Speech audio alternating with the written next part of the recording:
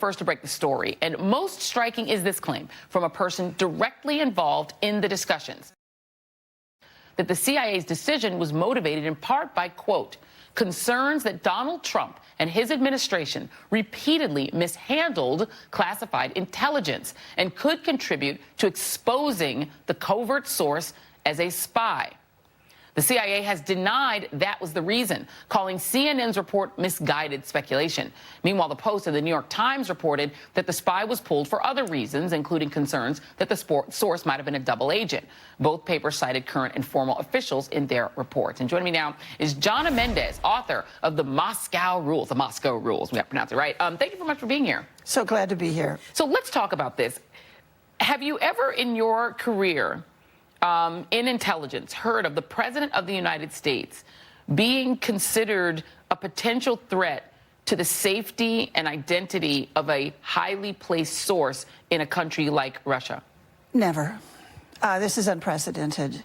The fact that it was such a concern that the CIA thought it prudent to remove this man, an invaluable resource, an invaluable conduit into Putin's Russia and the decision-making process. They would pull him out rather than risk what was going to happen to him. Yeah. Let me play you an interview that Rachel Maddow did this week with a former CIA official who in his career was in charge of resettling defectors. And this is what he said about those risks. Take a listen. And there's a red line that most people think in the United States that Putin will not cross. I, for one, believe he straddles that line as we speak, which means that, you know, this particular individual who was outed, if you will, and was exfiltrated in 2017, you know, I have no concern at this particular point in time that Putin will come and get him now. But what I worry about is a year from now, 2 years from now, 5 years from now. He has a wife and 3 kids.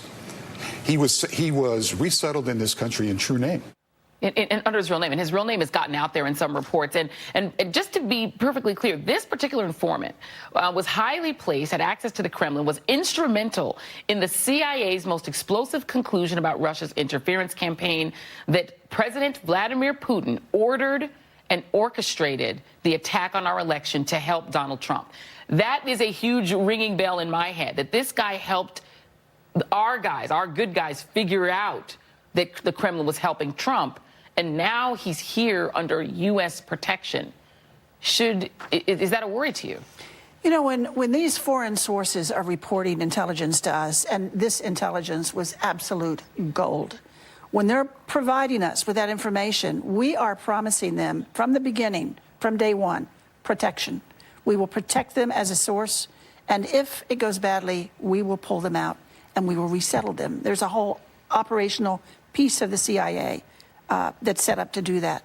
This man always knew that we would exfiltrate him if we needed to, but he would anticipate maybe coming here to live.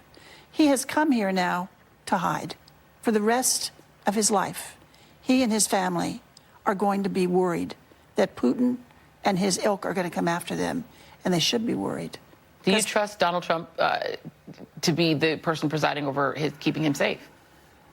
I would hope that Donald Trump is not the person. I would hope that the Republican politicians around Donald Trump are not the people that are protecting this man. Politics has nothing to do with this man and the rest of his life. He provided what we needed. We're lucky that we had him. We got the information that's necessary to make serious decisions.